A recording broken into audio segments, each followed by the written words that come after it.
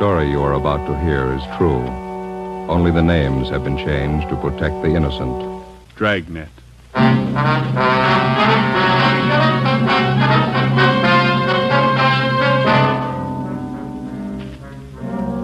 You're a detective sergeant. You're assigned a forgery detail. An accomplished check forger is at work in your city. His victims, small businessmen. You know his M.O., you don't know his identity. Your job, get him.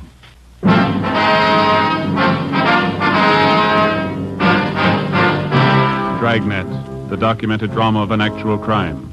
For the next 30 minutes, in cooperation with the Los Angeles Police Department, you will travel step by step on the side of the law through an actual case from official police files. From beginning to end, from crime to punishment, Dragnet is the story of your police force in action. It was Monday, February 4th. It was cold in Los Angeles. We were working the day watch out of forgery detail. My partner's Ben Romero. The boss is Captain Elliott. My name's Friday. I was on the way home from the office, and it was 8:25 p.m. when I got to Collis Avenue. Number 4656. Joseph, is that you? Yeah, Ma. We're in the living room. We have company. Oh, that's so? Hello, Joe. Well. You remember Mary Fowler, don't you, Joseph? I sure do. How are you, Miss Fowler? Just fine, Joe, thank you. Doing some shopping out this way and thought I'd stop by and have a cup of tea with your mother. Well, it's good to see you. How are things in the old neighborhood, huh? Oh, pretty much the same. Oh, Miss Daly, remember her? Mm-hmm. Finally died. Oh. I suppose it was for the best, though. I was just telling your mother. Jim and Louise Watson finally moved. Jim got a new job out by Altadena. Oh, is that so? Yeah. My, you certainly looking fine, Joe. Don't you wear your police uniform anymore? Oh, my, no, Mary. Joseph's in the detective bureau now. Hasn't worn his uniform for years. Oh, that's right. I remember now. That note you sent with your Christmas card year before last. What do you do now, Joe? Forgery detail. My partner and I handle bum check cases. My, that certainly must be interesting. Have you had your dinner, Joseph? Yes, ma'am. I stopped at a place out in Santa Monica and had something. Yes, well, Mary brought me some nice coffee cakes. Pineapple filling. Wouldn't you like one with a cup of coffee, Joseph? No, I don't know, Ma. Now, you sit down in your chair there and rest yourself. You always look so tired. I have no idea how hard they work, those young fellas, Mary. You remember Genevieve, don't you, Joe? My oldest girl? Oh, yeah, sure. How is she? Oh, just fine. Lots of boyfriends as usual. Going out all the time. Oh, that's good. She asked to be remembered to you. I think you and Jen were stuck on each other at one time, weren't you, Joe? Oh, we went to a couple of dances in high school.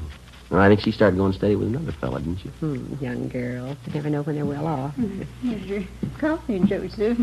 Set it here on the end table. Thanks. I don't think I can use it, Ma. It's delicious coffee cake. You smell how fresh it is. Yeah, it's nice. Oh, my, 8:45. I should have left half an hour ago. Oh, you have to go, Mary? Seems our visits are always so short. Well, I got a lot of ironing to do, and I have to make Carl's lunch. He's always so fussy about his lunches. Yes, well, I'll get your coat. Well, it's nice seeing you again, Joe. Do you want to be remembered to Genevieve? Yeah, tell her hello, will you, Miss Fowler? If you're over our way, be sure and drop in and see us, won't you? Genevieve's home at the office by 6. She often says she'd like to see you again. Coat, Mary. Oh, thanks. Good night, Joe. You be sure to come and see us now. Jen will be looking forward to it. Okay, Miss Fowler. Good night. Yeah, well, I'll show you to the door, Mary. You remember the old neighbors, won't you? All right, dear. I wouldn't do take care of yourself now. Good night. Good night, Mary. Nice person, Mary. She's having a hard time trying to find a husband for Genevieve. Yeah. Hey, Ma, I'm not very hungry. I can't eat now. Oh? It seems such a shame to waste. That's a lovely coffee cake. Been used on the same case, Yeah, same one. It seems to me it's taking an awfully long time. Well, we've been on it 2 months, yeah. I'll never understand it. Why people write bad checks. Always get caught. Well, it's easy living while it lasts. Now, you know what the man's handwriting is like. Don't you know who the man is? Well, we think so, Ma. We're not sure. There's hundreds of check men who work almost alike. Some of them even look alike. There's always a big enough field to pick from. Our problem's picking the right one. I don't know much about it, but the whole thing seems kind of silly to me. Well, how's that? What's this man supposed to be doing? Going around your small neighborhood stores, cashing $15 and $20 checks? Well, if he got himself a job, he could probably earn that much in one day doing good, honest work. Yeah. Say, Ben didn't call before I got home, did he? Mm-hmm. Wasn't he with you? Well, he was going to interview one of the bum check victims on his way home, a grocery store owner down at Highland Park. It might be him now. Oh, now, don't hang on that phone, Joseph. Your coffee gets cold. Yeah. Friday talking. This is Ben, Joe. I got a partial identification from that grocer's. Nothing great. Which mugshot did he like? Stanley Bubeck. Grocer thinks it might have been the guy who pushed the check. He can't be sure. 33 bum checks passed. Same M.O. Not one positive identification. Something's phony, isn't it? It's got me stopped. We know the endorsements on every one of those checks was written by the same guy. Used practically the same story on every one of his victims. Yeah. Those 33 people are either blind or they're kidding us. Well, there's only one other answer. Huh? We're looking for the wrong man. For 2 months and 2 days in different shopping districts throughout the city, a man described as well-dressed and middle-aged had been passing worthless checks on independent neighborhood businessmen. Most of the victims were proprietors of small shops, meat markets, liquor stores, grocery stores. In none of the cases was the check written for more than $25. With the help of the stats office and our record bureau, we'd gone through the list of experienced checkmen until we found one man whose description and M.O. matched perfectly with that of the suspect. The man's name was Stanley Bubeck. We can't locate him, Captain. Another thing, we can't get a positive identification from any of the victims. And find a suspect they can identify. You've been tracking the guy for 2 months. What's the big mystery? Well, we tabbed the man as Stanley Bubeck, and his record and his M.O., his description, they all tie in perfectly. Now we're not sure it's him. What do you mean? Well, if it is Bubeck, it's almost a sure thing that one of the victims could have made him on one of his mugshots. None of them can make up their minds. Look, maybe one of you two'd like to be captain of forgery for a day, sit in this office and listen to complaints come in over that phone about this guy, the front office, neighborhood businessmen's clubs, retail merchants. They tell me they're troublesome, I'm passing them on to you. Now, whoever this paper hanger is, we want him, and we want him fast. Lousy little $20 checks. We'd probably have a lot better target if you try something bigger. And don't think he and 100 other checkmen like him don't know that. You won't find them stealing company paychecks and flooding the town with paper. They take it from the little guy, and they take it in small amounts, but add up those small amounts at the end of the year, and they'll scare you. Yeah, that's the rotten part about it. None of those victims can afford a bad check. That grocer Donnelly stands on his feet all day and at a profit of $10, $15.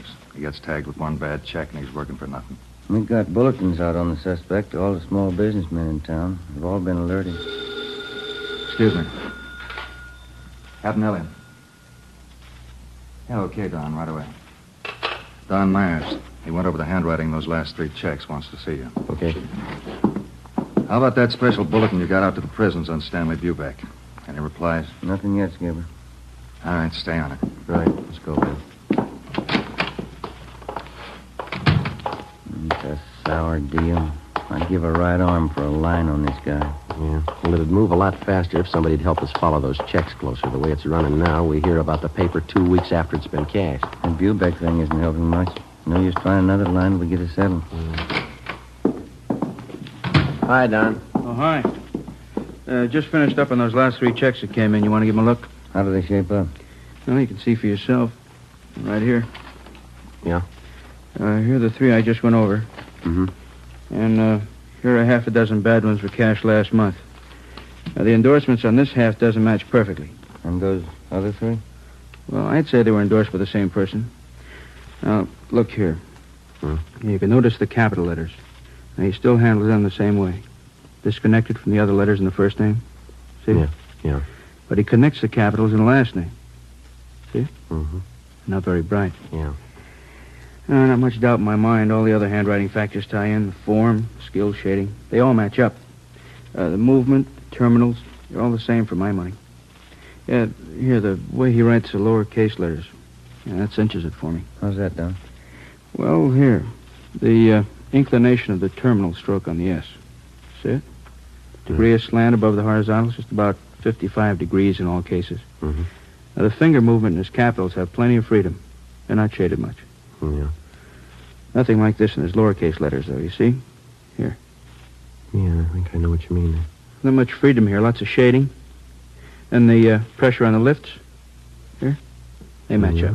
Mm-hmm. Same on the downstroke. No, I'd say the skill is medium in all cases. Embellishments, both class 2. No changes at all in the style? Oh, he made the signatures look a little different. All 8 factors match up, though. It's the same person. All we have to do is find him. Hey, how about this fellow Stanley Bubeck? I thought you had him tapped. Well, we're not too sure about him, but it's the only line we got to work on, so it'll have to do for now. Mm-hmm. Romero, the man in the office to see you and Joe. Name's Loomis. Right, Fred. Be there in a minute. Okay. Well, thanks, Don. We'll check you later, huh? Sure, okay. See you. Let's go, Ben.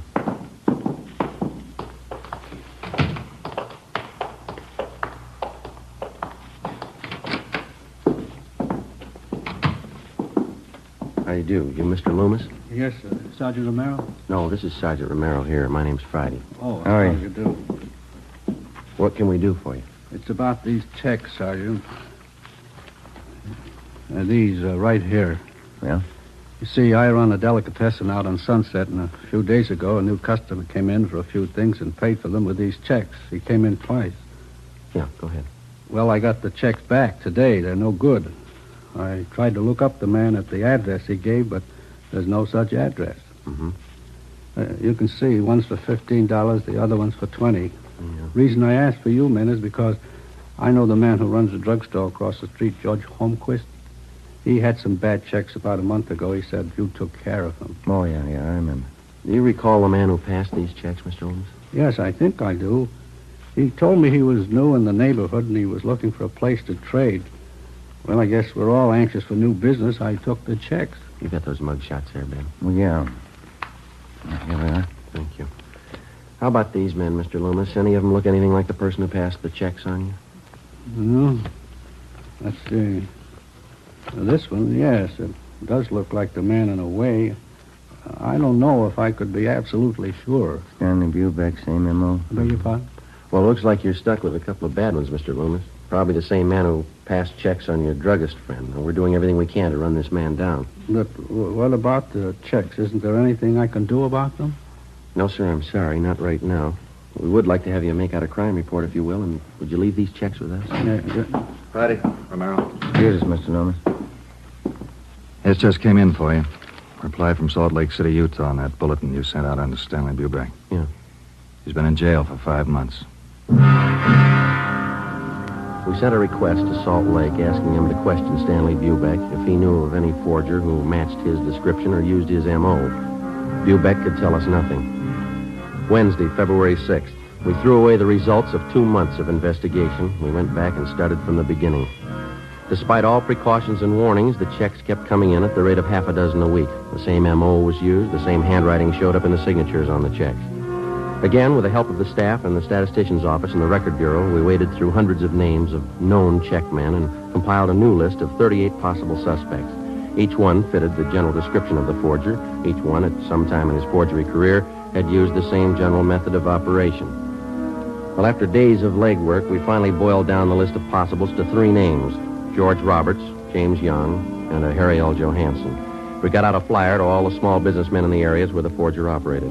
Another week passed. The worthless checks kept showing up at the rate of 2 and 3 a day. On February 21st, Ben and I answered a call from a druggist in the Echo Park district. He bought some toothpaste and a carton of cigarettes, Sergeant. Asked me to cash a $20 check for him. Did you ever see the man before, sir? No, he gave me the same old story about being new in the neighborhood. That's when I remembered that police bulletin the department sent me. Mm-hmm. Do you still have that bulletin? No, I looked it over, and then I guess it got mislaid. I wonder if you'd mind taking a look at these pictures here. Not at all. These right here. Mm-hmm. Sure. This one right on top, that's the man. You sure? I am. It only happened a few hours ago. Do you know who he is? Harry L. Johansson. That's the name we have on him. It doesn't mean anything to me. He got real huffy when I wouldn't take his check. Stalked right out of the store. Very suspicious. Did you follow him? No, I told Ralph, my clerk, to follow him. Ralph, Yeah, Mr. Butler? you want to tell these officers about that man this morning? Well, I followed him down the street for a block and then turned the corner. That's where I lost him. It's too bad. Yeah, all I got was a license number.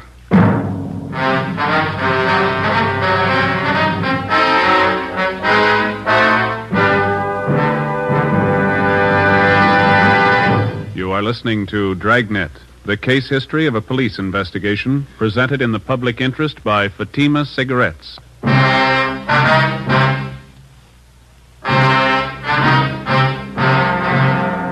September 21st, Thursday, 3 p.m. We took the license number, which the drugstore clerk had given us. We went back to the office and checked it through DMV. We found the car was registered to a Russell Burroughs on Pico Boulevard. We checked him out. He told us that he had loaned his car the day before to a friend of his. He identified the friend as Harry L. Johansson and gave us his last known address, 614 Elderwood Avenue. We got out a broadcast on the car. The Elderwood Avenue address turned out to be a single-story wooden frame house in the southern part of the city on the edge of the industrial district. It needed a coat of paint. A woman in her elderly 30s answered the door and identified herself as Mrs. Johansson. She invited us into the living room. There was a baby playing on the floor. I don't expect my husband home for another 2 weeks, Sergeant. He's a cosmetic salesman. Travels all over the western states. When did he leave on this last trip, Mrs. Johansson? The first of the month. Why, is there anything wrong? What's the name of the cosmetics company that your husband works for? Harrington Universal. Offices are down on East Main. Mm-hmm. Do you know a friend of your husband's named Russell Burroughs? Yes, I do. He's kind of a friend of the family. Please, Sergeant, if there's anything wrong, I ought to know. We talked to Mr. Burroughs this afternoon. He told us your husband's in town. Burroughs loaned him his car. Harry? That's silly. He's still on the road. He'd certainly let me know if he was coming back early. You sure of that, ma'am? Would you excuse me a minute, Sergeant? I'll have to put the baby to bed. Certainly, ma'am. Come on, Bonnie. I'll be back in a minute. Kind of a funny setup, isn't it? How do you mean? Well, if Johansson's pushing bum checks, the money isn't going into his home here. Wife doesn't act like she knows anything. Seems cooperative. Afraid we're going to have to level with her if we're going to find out anything, huh? Mm-hmm. You sure got a cute little girl. I'm sorry, Sergeant. It's perfectly all right. Just a few more questions. Is it possible that your husband could be in town and you might not know it? I mean, could he be staying with a friend or some relatives? No, if Harry was in town, he'd come home. Why would he stay with anyone else? When did you last hear from your husband? Last week. He wrote from San Francisco. The letter's right there on the mantel. Oh, huh. Well, besides that letter, do you have any other samples of your husband's handwriting around the house? Well, I think so, yes. Where did you say you were from? Central Division, Forgery Detail. You investigate checks, bad checks? Yes, ma'am, that's right. And you know about my husband? His prison record, yes. Harry promised me he was through with all that. He gave me his word. Sorry, ma'am. About a month ago, he had some extra money. He wouldn't tell me where he got it. Look, Sergeant, maybe you've made a mistake. Maybe it's not Harry at all. You're not sure, are you? Did your husband use the phone much? I mean, for out-of-town calls, say? No. Just that one toll call, a Long Beach number, I think. He has a business friend down there he used to call. Do you know the number, ma'am? I can show you. It's on last month's phone bill. Please, Sergeant, if Harry's done something wrong, he did it for us. Me and the baby. Harry's not bad. Yes, ma'am. He's done something. He did it for us. Harry hasn't had it easy. He wanted to get things for the baby. Clothes, a better house. All he wanted was a little happiness. A little happiness. You got it wrong, ma'am. You don't buy it with bum checks.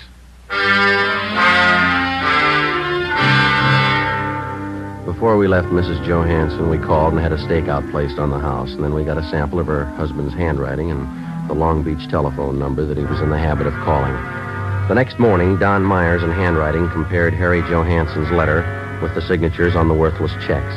It matched. We called the Harrington Universal Cosmetics Company. They never heard of Harry Johansson. We called that Long Beach phone number. A woman answered and gave us the address where the telephone was installed. Turned out to be a swanky, modern apartment house. In apartment 18, we interviewed a good-looking brunette. She identified herself as Harry Johansson's common-law wife. She was well-dressed, and the apartment was richly furnished. What's it all about? What do you want, Harry? Police business. You know where he is? Well, what's he done? Do you know where he is? He drove into Hollywood this morning. Might be back tonight. I don't know for sure. Is this your apartment? Yeah. Mine and Harry's. You're sure that Johansson's not here now? Of course I'm sure. Why? Well, and you won't mind if we come in and look around, huh? I have a right to know what it's all about. Johansson's wanted for forgery. Now, if you want to get involved, you help him hide out. I'm not asking for that kind of trouble. Go ahead and look. Take the bedroom, will you, Ben? Right. Never mind, cop. Thanks for the help, honey. I don't want any part of your troubles, Harry. I didn't know a thing about it, officer. Ben, Yeah. you better come along too, lady. Well, tell him, Harry. I don't know what it's about. What's the idea of getting me mixed up in this? How do you think I was paying for this place? Taking you out and buying us clothes for you. I don't want any part of it. 3-room apartment, a couple of dresses. That's all he ever got me. You got no complaints, lady. Huh? That's more than he bought his kids. 1 p.m. Friday. Ben and I took Harry Johansson to the county jail where he was booked for suspicion of forgery. We called Mrs. Johansson and notified her. She immediately contacted friends and relatives and raised enough money for a writ to have her husband released from jail. 3 days later, Johansson was arraigned and a date set for his preliminary hearing. After the arraignment, Ben and I took him back to the county jail for rebooking. I'd like to ask you a question, Johansson. Yeah. You got any money of your own left? Why don't you stick to your own business, copper?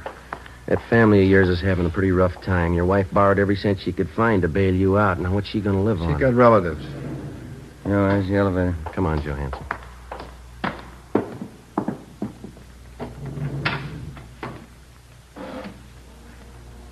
They're not going to put me back in Folsom. Not in 100 years. You've done 2 stretches already for hanging paper. You should have known better, mister. You got it all figured out, haven't you, Fuzz? Well, I'm not going back. Take it easy. You got a couple of more weeks on bail before the trial. Yeah. A couple of weeks. What's the matter with you? Don't you feel well? They won't get me back to Folsom. You're not making it any easier on yourself. All right, Archie.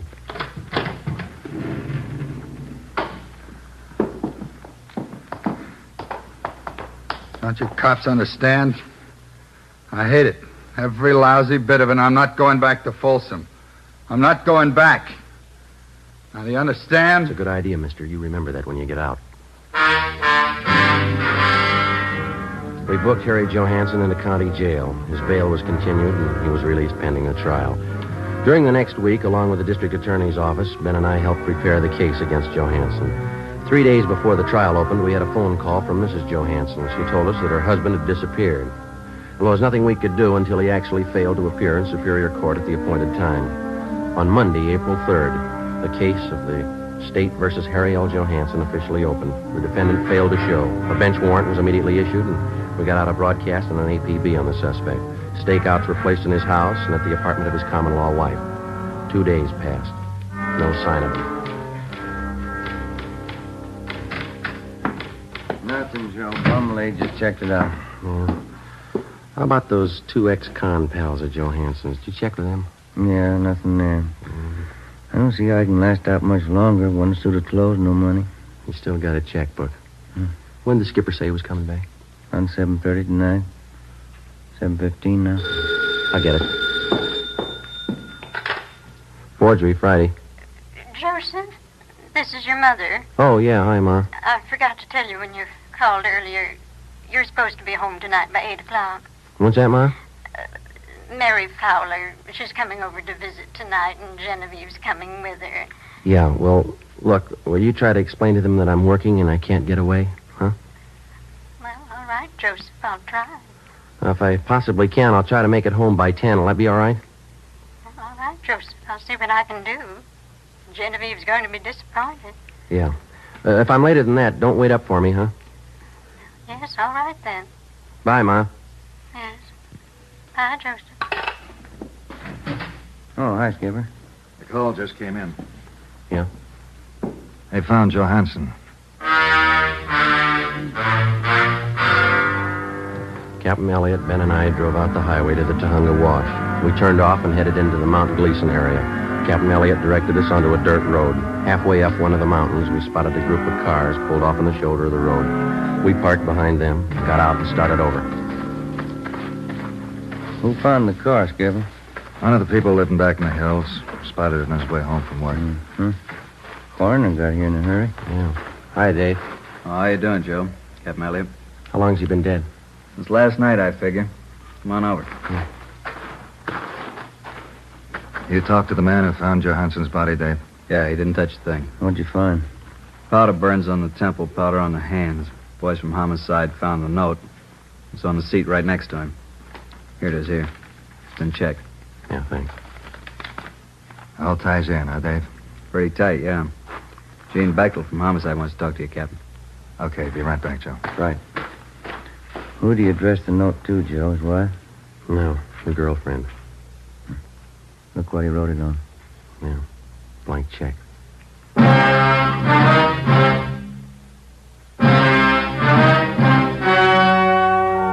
The story you've just heard was true. Only the names were changed to protect the innocent. On April 9th, an inquest was held in the coroner's office on the main floor of the Hall of Justice, Los Angeles, California. In a moment, the results of that inquest.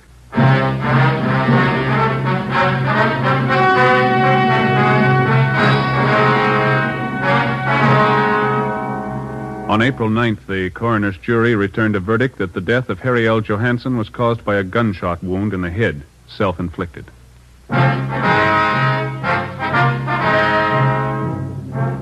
You have just heard Dragnet, a series of authentic cases from official files. Technical advice for Dragnet comes from the Office of Chief of Police W.H. Parker, Los Angeles Police Department. Fatima Cigarettes, the best of all long cigarettes, has brought you Dragnet from Los Angeles. Coming up, Duffy's Tavern. More good times on NBC.